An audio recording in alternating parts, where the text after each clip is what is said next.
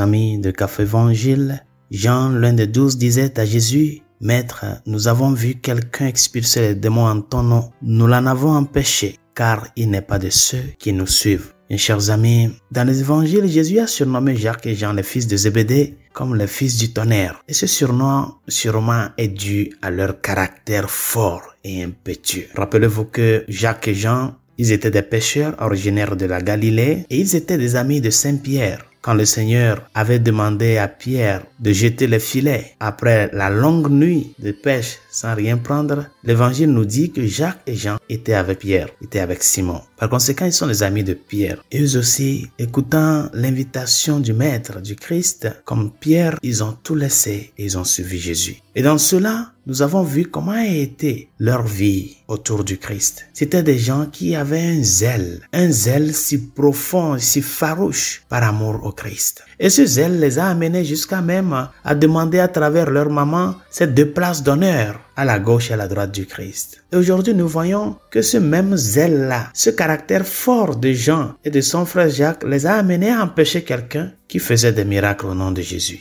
Et on peut se poser la question, mais pourquoi ils ont fait cela? Pourquoi? Chers amis, il y a un devoir important dans la vie de chaque chrétien, c'est le devoir de défendre la foi, de défendre notre appartenance au Christ. Et cette défense se fait dans la mesure où, devant le monde, nous acceptons nous montrer comme des disciples du Christ. Nous n'avons pas honte de montrer notre appartenance au Christ. Nous n'avons pas honte de professer notre foi. Et nous n'avons pas honte de défendre notre foi en Jésus-Christ contre ces personnes-là qui l'oppriment avec leurs discours déguisés et offensifs. Et ça, c'est le devoir de chaque chrétien, chers amis. Il ne suffit pas seulement de professer la foi, il faut aussi défendre cette foi-là et la protéger contre ces détracteurs. Aujourd'hui, dans le monde, il y en a plein. Il y en a plein. Et beaucoup de chrétiens, devant ce genre de circonstances, n'arrivent pas à défendre leur foi, n'arrivent pas à porter la catéchèse en pratique. Du moins, si tu ne peux rien faire, si tu ne peux pas défendre ta foi à travers des arguments, au moins interdit à l'autre qui est en train d'abuser ou qui est en train d'aller à l'encontre de tes principes religieux,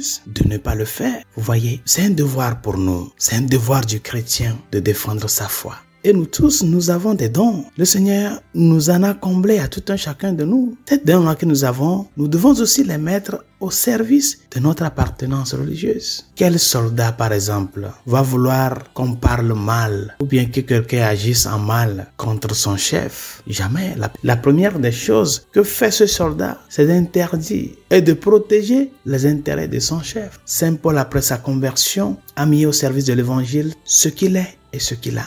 Avec le même caractère, avec la même force qu'il persécutait, c'est avec cette même force-là qu'il a porté l'évangile aux païens. C'est-à-dire que les dons que nous avons, nous sommes appelés aussi à les porter au service de l'évangile. Mais à le faire avec charité. Défendre ta foi ne signifie pas de te mettre à insulter les gens. Non, il faut aussi donner l'opportunité à l'autre de s'exprimer. La liberté d'expression, la liberté religieuse, ce n'est pas une question de commencer à se tirailler ou à se quereller pour des questions religieuses, mais avoir ce sens de charité pour dénoncer ce qui est mal et annoncer le vrai. Et ça aussi fait partie de notre devoir. C'est ce qui a amené Jean et les autres à interdire à ces personnes-là de ne pas opérer ces genres de miracles. Mais le Seigneur, qui savait bien que l'évangile qu'il annonce, c'est pour que cela puisse atteindre tous les cœurs, il a montré le caractère public et universel de son amour pour l'humanité. Et cela montre que, chers amis, le Seigneur veut nous utiliser tout un chacun de nous pour atteindre d'autres personnes. Tu es baptisé, il faut savoir que tu es un instrument du Seigneur pour porter l'évangile, pour porter la semence de sa parole à d'autres personnes. Nous avons reçu cette tâche-là, d'être à partir de notre baptême des collaborateurs dans l'œuvre de l'évangélisation avec le Seigneur.